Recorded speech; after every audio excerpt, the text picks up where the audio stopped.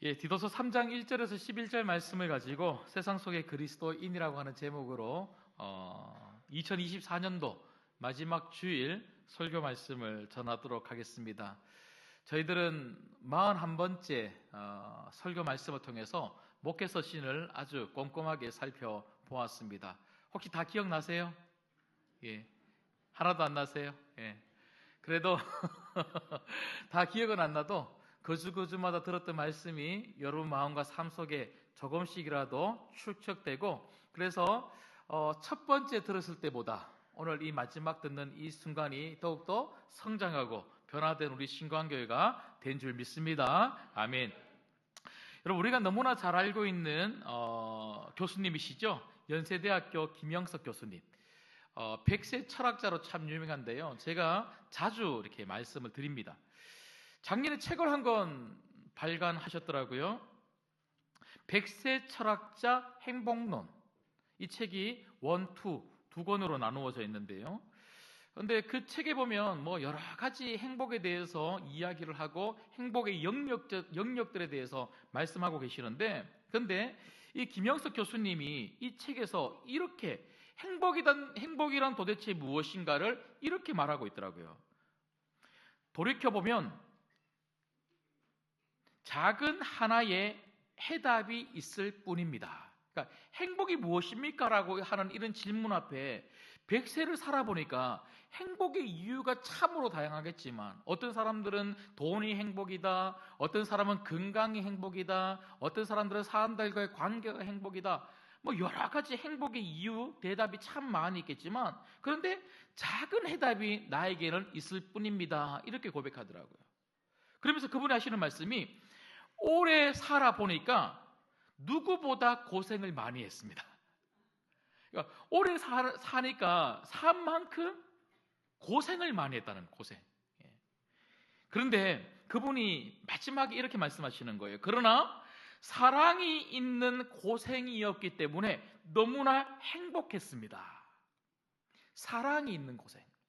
여러분, 고생하지 않는 사람은 없어요. 사는 만큼, 그 횟수만큼, 그 날수만큼 우리는 고생하면서 삽니다. 그런데 우리는 왜 행복합니까? 그런 고생 속에서도 서로 사랑하며 사랑을 베풀며 사랑을 받으며 살아가니까 그게 너무 행복하더라고요.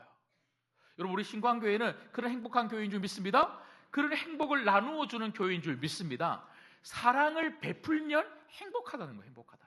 그래서 이분이 마지막 소원, 100세를 넘긴 노 철학자의 마지막 소원이 뭐냐면, 모두가 그렇게 행복해지는 대한민국이 나의 남은 소원이 되었습니다. 이렇게 고백하더라고요. 여러분, 우리 조국 대한민국 지금 너무너무 힘든 시기를 보내고 있는데요.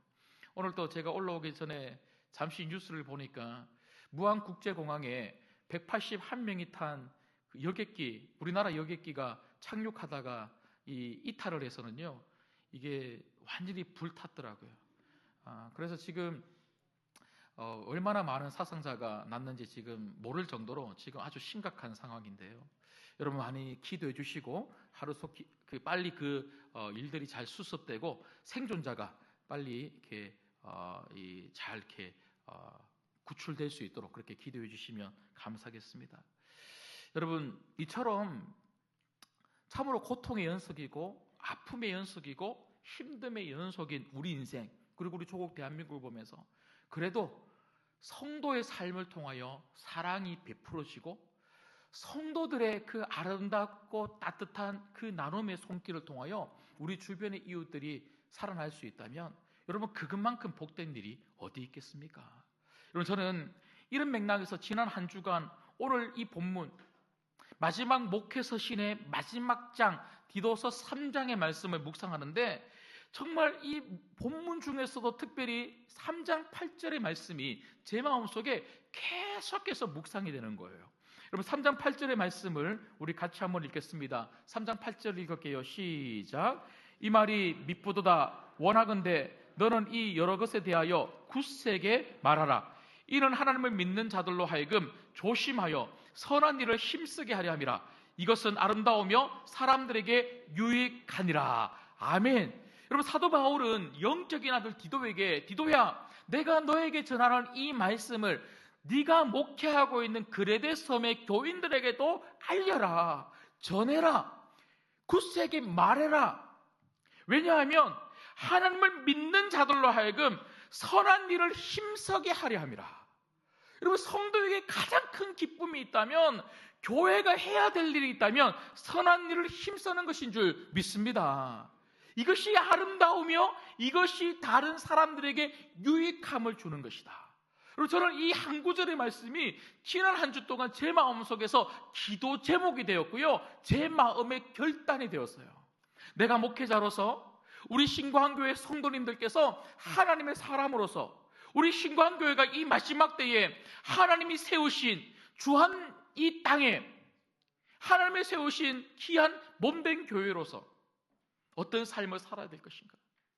하나님, 오늘 이 디도서 3장 8절 말씀처럼 하나님, 정말 우리 신광교회가 아름다운 교회 되게 하여 주옵소서. 선한 일에 힘쓰는 교회 되게 하여 주시옵소서. 그런 성도들을 통하여, 우리 신광교회 성도들을 통하여 생명이 살아나고 주변이 밝아지게 하여 주옵소서. 여러분, 오늘 이 마지막 주일 하나님께서 이 디도서 3장 8절의 말씀을 통하여 우리에게 이 거룩한 명령을 하고 계십니다. 오늘 이 말씀을 여러분 마음에 되새기시고, 우리 신광교회가 하나님 말씀을 아멘으로 받아 반드시 선한 일에 힘쓰는 우리 신광교회가 우리 주안뿐만 아니라 조국 대한민국과 열방을 살리는 복된 교회 될 수 있기를 주님의 이름으로 소망합니다. 그렇다면 저는요, 오늘 저희가 읽었던 이 본문의 말씀을 통하여 선한 일에 대해서 조금 더 깊숙하게 한번 살펴보고자 합니다. 세 가지 교훈을 받고 싶은데요, 첫 번째는 구원의 은혜를 따라 선한 삶을 살아야 한다는 것입니다. 무엇을 따라 살아야 된다고요? 구원의 은혜를 따라. 여러분, 우리는 단지 착하게 사는 사람들이 아닙니다. 세상 사람들도 얼마나 많이 구제하는지 몰라요. 얼마나 많이 베풀며 살아가는지 모릅니다. 저는 여러분들 보고 그렇게 세상 사람들하고 똑같이 베풀고 나누고 그렇게 착하게 살아가자 이렇게 말하는 것이 절대로 아닙니다. 우리는 왜 그렇게 베푸는가? 우리 베품의 근거가 무엇인가? 우리 선한 삶의 근거가 무엇인가? 왜 우리는 성도들을 향하여 선한 삶을 살아가고, 우리가 세상 속에서 살아갈 때에 학교를 가든지 직장을 가든지 이웃과 함께 있을 때에 왜 우리는 나누는 삶을 살아가야만 하는가? 그 이유가 무엇인가?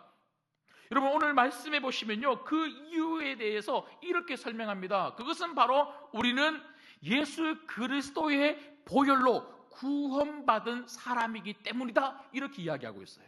여러분, 이게 무슨 말입니까? 우리가 구원받기 전에는요, 우리는 어떤 사람들이었습니까? 오늘 말씀해 보니까요, 3절 말씀을 한번 보시겠습니다. 3절 말씀 우리 같이 읽을게요. 시작. 우리도 전에는 어리석은 자요, 순종하지 아니한 자요, 속은 자요, 여러 가지 정욕과 행락에 종노릇한 자요, 악독과 투기를 일삼은 자요, 가증스러운 자요, 피차 미워한 자였으나. 여러분, 우리도 전에는, 사도 바울이 우리도 전에는 이라고 하는 이 말은 무엇을 이야기하는 것입니까? 구원받기 전입니다. 우리가 예수 그리스도 안에서 구원받기 전, 우리가 예수님을 믿기 전 우리는 어떤 사람들이었습니까? 우리 안에 있는 끝없는 이 본성, 이 정욕을 가지고 나만을 위하여 살아가고, 다른 사람을 짓밟으며 살아가고, 악을 행하며 살아가고, 다른 사람을 비방하며 살아가고, 다른 사람을 미워하면서 살아갔던 사람들이 우리라는 거예요. 어디에도 사랑을 실천할 능력이 조금도 없는 사람들이 우리 아닙니까? 나한테 잘해주면 조금 잘해줬다가 나한테 잘 못해주면 나도 못하고 싫어하고 미워하고 싸우고 그러는 것이 우리들의 삶이 아니었습니까? 그런데 예수 그리스도를 믿는 순간 우리는 어떻게 됩니까? 구원받은 새로운 피조물이 되었다는 거예요. 하나님의 자녀. 여러분, 하나님의 자녀의 증거가 무엇입니까? 변화된 모습이 우리 안에 나타나야 되는데 그게 무엇입니까? 나를 위하여 살지 않고 옆에 있는 사람들을 위하여 선한 일에 힘써 살아가는 것입니다. 여러분, 내가 여전히 예수를 믿는데도 불구하고 나만을 위해서 끊임없이 그렇게 살아간다면 여전히 우리는 그 구원의 은혜가 무엇인지 모른다는 거예요. 정말 예수 그리스도 안에서 변화된 사람이라면, 내 안에 정말 살아계시는 예수님이 내 안에서 끊임없이 역동하고 계시다면, 여러분, 우리는 끊임없이 우리의 시선이 나와 우리 가정이 아니라 우리 옆에 있는 연약한 성도들, 그리고 교회 안에만 머물러 있는 성도들이 아니라 교회 밖 그리스도인이 되어서 여러분, 저 세상 속에서 여러분들의 그 끝없는 사랑이 흘러가야 될 줄 믿습니다. 여러분, 오늘 또 말씀 보십시오. 4절 5절 말씀 보시면요, 우리 구주 하나님의 자비와 사람 사랑하심이 나타날 때에 우리를 구원하시되 우리가 행한 바 의로운 행위로 말미암지 아니하고 오직 그의 긍휼하심을 따라 중생의 씻음과 성령의 새롭게 하심으로 하셨나니. 여러분, 이 말씀의 핵심이 뭡니까? 우리가 구원을 받았을 때를 한번 생각해 보라는 거예요. 여러분, 내가 구원을 받았을 때 우리는요, 구원받을 만한 무엇이 있기 때문에 구원을 받았습니까? 아닙니다. 여전히 악한 사람이었고요, 여전히 나밖에 모르는 사람이었고요, 여전히 말씀에 순종하지 아니하는 사람이었고요, 여전히 저 영적인 것에 관심이 없던 사람이었고요, 여전히 세상 속에서 정욕을 가지고 수많은 악한 일을 일삼던 사람들이 우리 아닙니까? 그런데 이런 우리조차도 하나님이 사랑하셔서 예수님을 십자가에 내어주신 거예요. 여러분, 이 사랑, 이 은혜를 아는 사람은요, 주변 사람들에게 사랑의 손길을 내밀지 않을 수가 없다는 거예요. 여러분, 우리가 구역을 가거나 전도회를 가거나 아니면 교회 성도들을 만날 때 한번 생각해 보십시오. 그분이 나에게 엄청 잘해주거나 아니면 뭔가 그분한테 내가 잘해줄 만한 뭐가 있기 때문에, 그분이 내게 엄청 뭔가 잘해줬기 때문에 우리가 그분에게 잘해주는 것입니까? 그렇지 않습니다.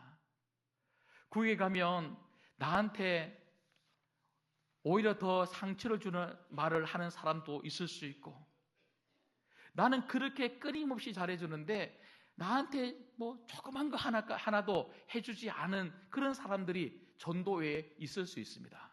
근데 여러분, 우리가 왜 그런 사람들에게 잘해줘요? 다른 게 아닙니다.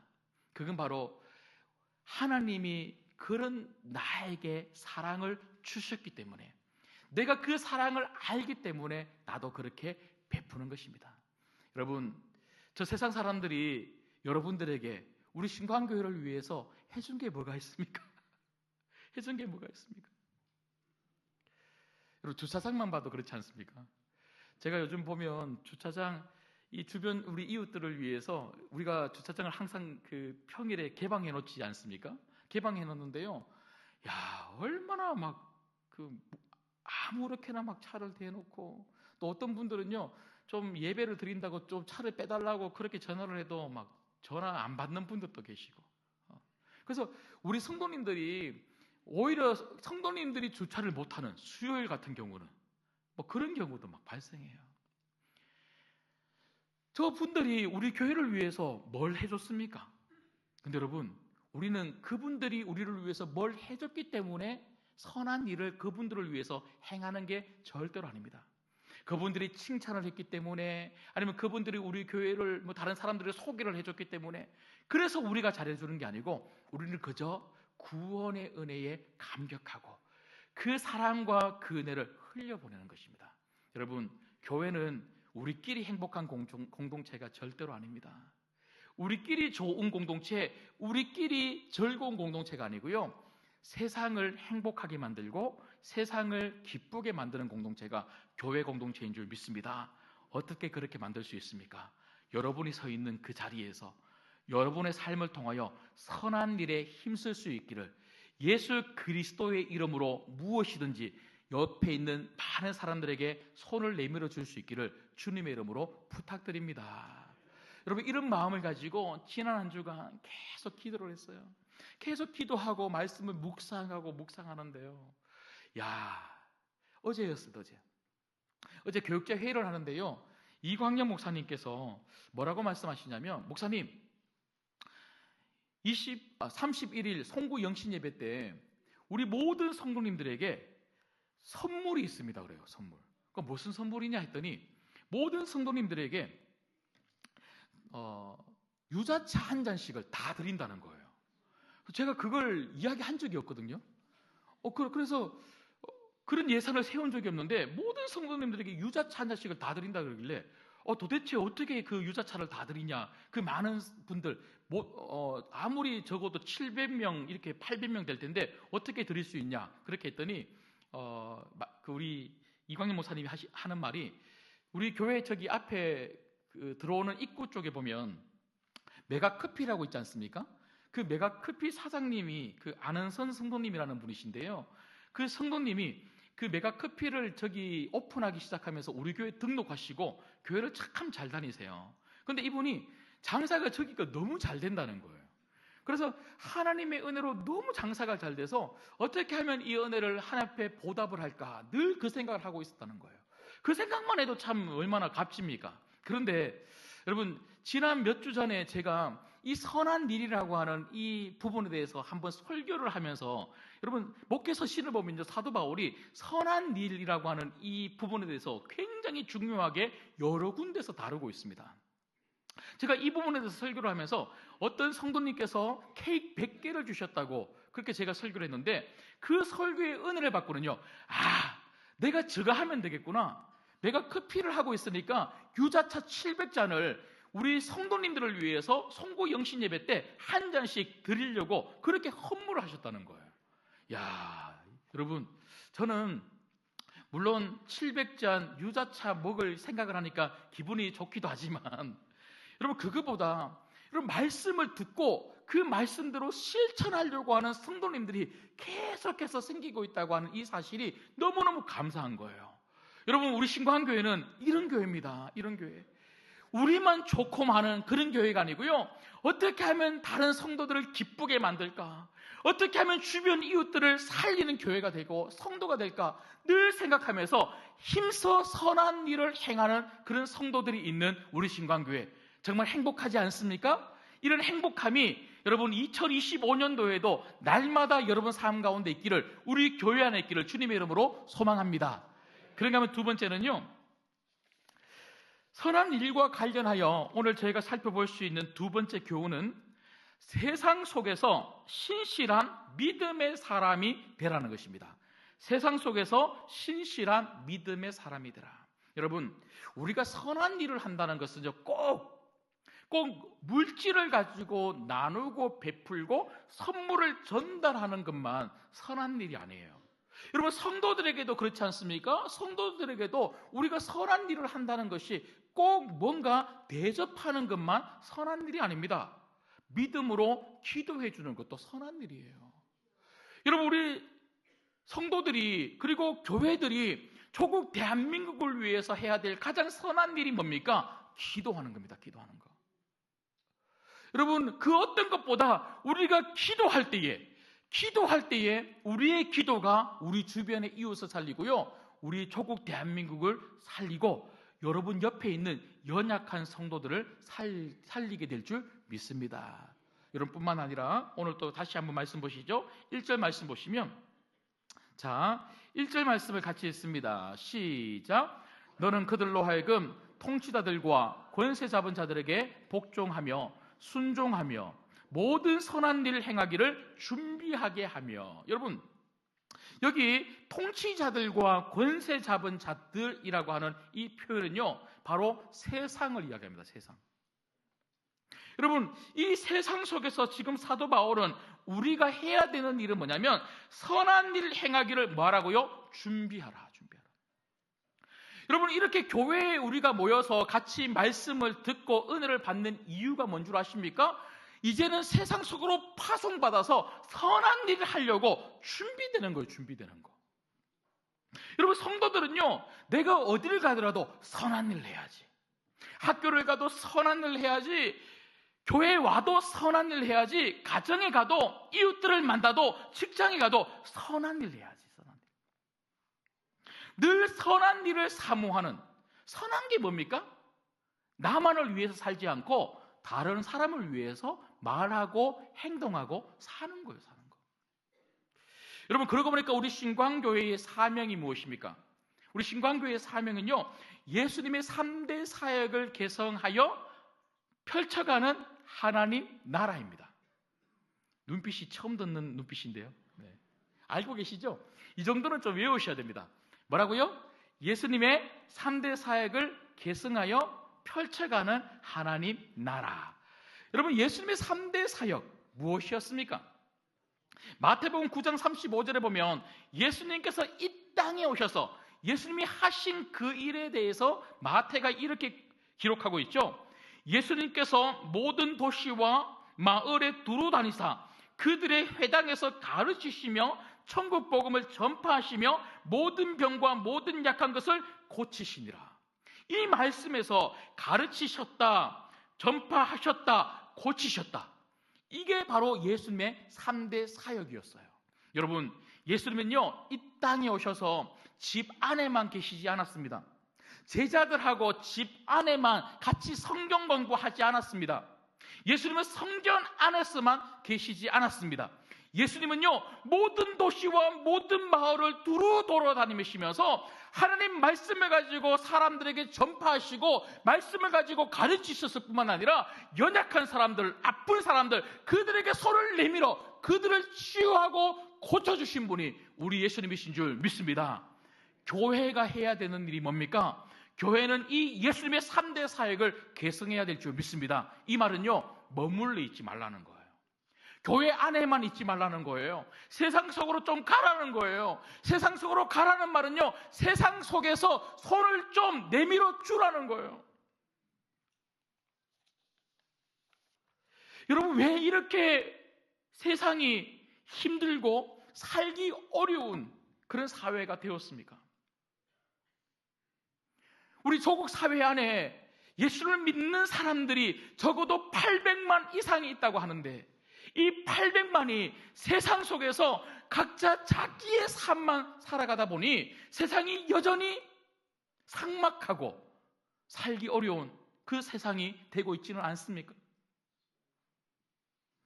여러분, 저는 적어도 오늘 이 마지막 주, 2024년도 마지막 주일에 이 말씀을 듣는 우리 신광교회 성도님들이 오늘부터 그리고 2025년도 우리가 올 한 해 복음의 행진을 했는데요, 복음의 행진이라는 것이 꼭 우리가 예수님을 전하는 이런 전도만 이야기를 하는 것이 아니라 우리 삶으로 그리스도의 사랑을 실천하고 드러내는 그 행진을 의미하는 것이라면 여러분, 이 삶은 올 한 해만 하고 마칠 삶이 아니라 2025년도도 여전히 계속되어야 될 삶인 줄 믿습니다. 특별히 여러분, 우리가 사랑을 실천하고 나누는 삶에 있어서 정말 중요한 성도의 모습이 하나가 있습니다. 여러분, 오늘 말씀해 보시면요, 2절입니다.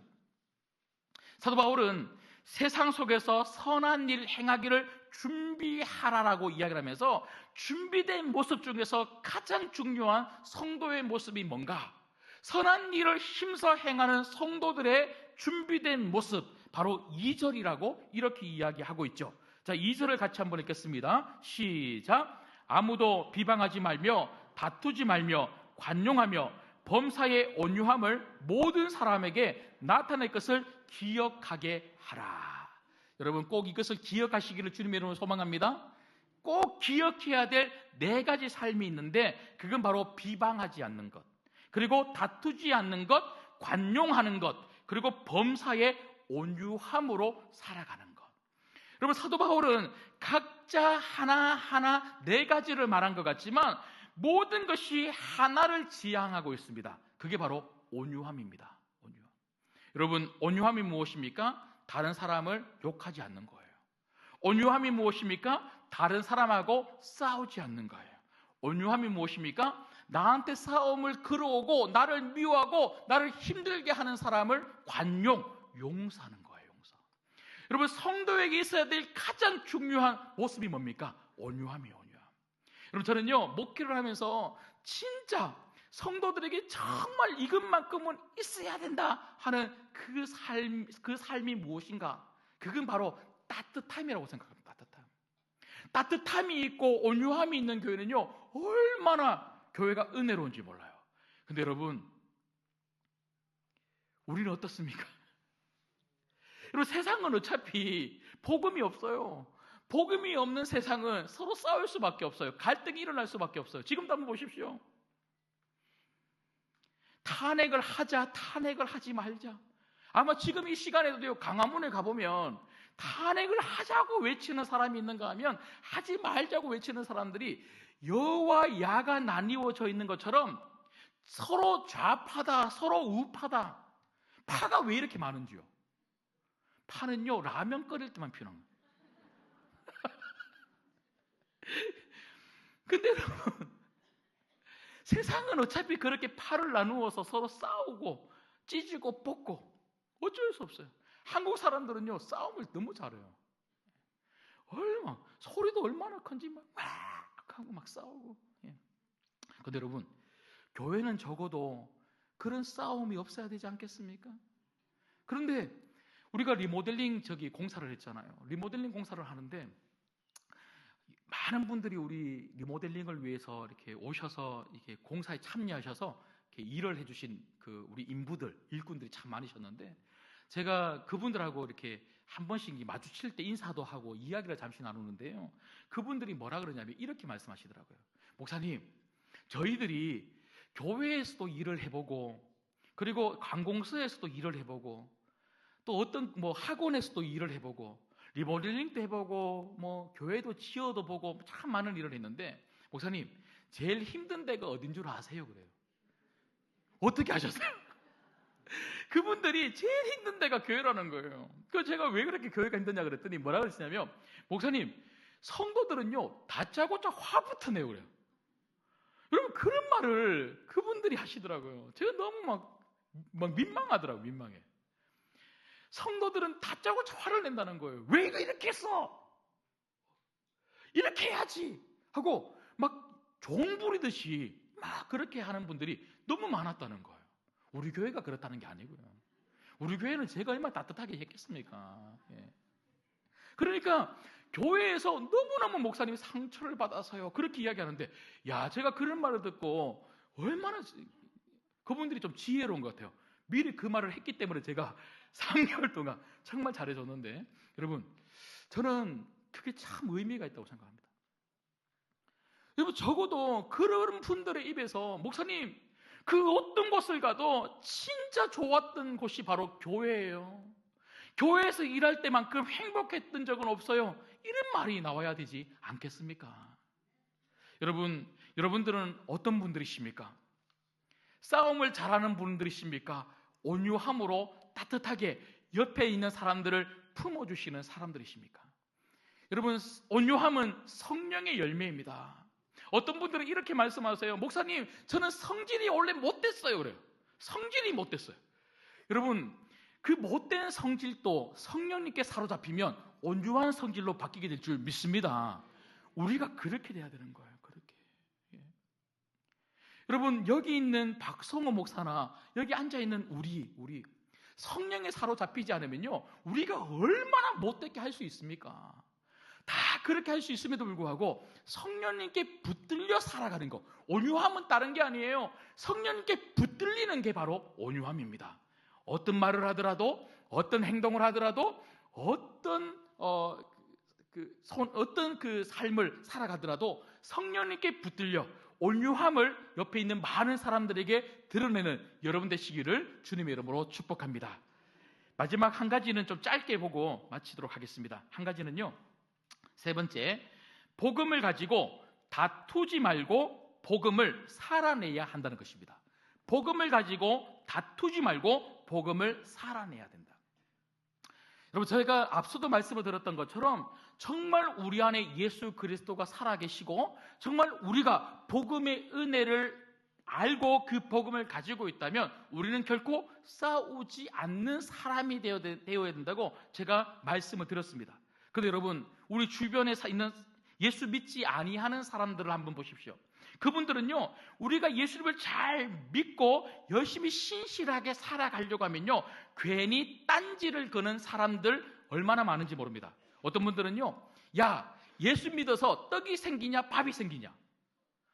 야, 2024년도 하늘을 봐봐. 네가 예수님 믿고 그렇게 주일날 열심히 교회 가고 봉사하더니 네가 잘된 거 뭐가 있어? 나보다 훨씬 못하네?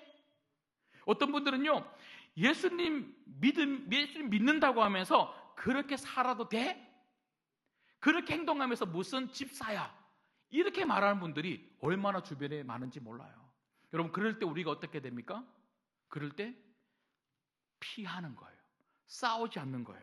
여러분, 오늘 또 말씀해 보시면요, 9절 말씀을 우리 마지막으로 같이 읽도록 하겠습니다. 9절 읽을게요. 시작. 그러나 어리석은 변론과 족보 이야기와 분쟁과 율법에 대한 다툼은 피하라. 이것은 무익한 것이요 헛된 것이니라. 아멘.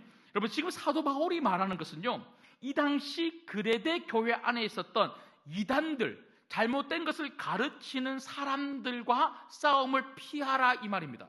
여러분, 이 사람들은요, 복음, 진리에 대해서 받아들이려고 하지 않는다는 거예요.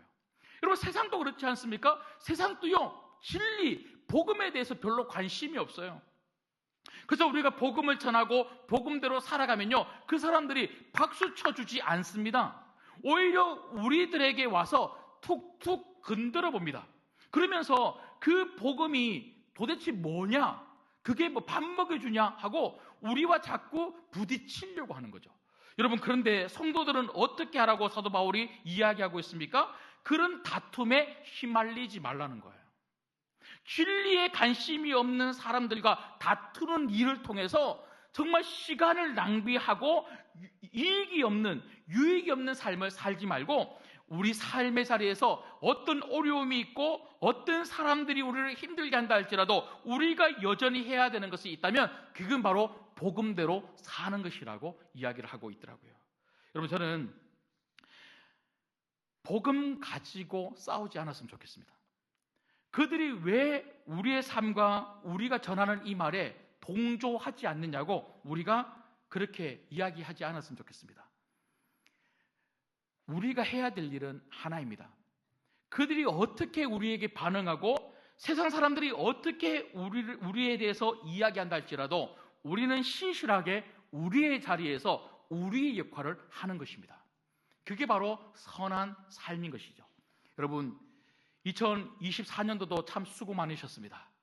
2025년도도 어떤 환경과 어떤 사람들 사이에서 어떤 어려움이 있더라도 복음 붙들고 복음을 전하고 복음대로 살아가실 수 있는 여러분 되시기를 주님의 이름으로 축복합니다. 말씀을 맺겠습니다. 오늘로 41번의 말씀을 다 살펴보았습니다. 목회 서신을 통하여 우리는 우리 신광교회가, 그리고 성도들이 어떻게 하면 더 영적으로 건강한 교회가 되는지에 대해서 살펴보았습니다. 근데 여러분, 저는 이 디도서 3장 오늘 마지막 이 본문의 말씀을 읽으면서 왜 교회가 건강해야 되고 성도가 건강해야 되는지에 대해서 저는 너무나 확신하게 되었습니다. 그 이유가 바로 이것입니다. 여러분, 성도가 왜 날마다 자라야 될까요? 왜 교회가 영적으로 무럭무럭 건강하게 자라야 될까요? 그건 바로 교회로서의 역할, 성도로서의 책임을 다하기 위해서 자라는 거예요. 어린아이는요, 자기밖에 몰라요. 어린아이는 결코 다른 사람을 위하여 살지 않습니다.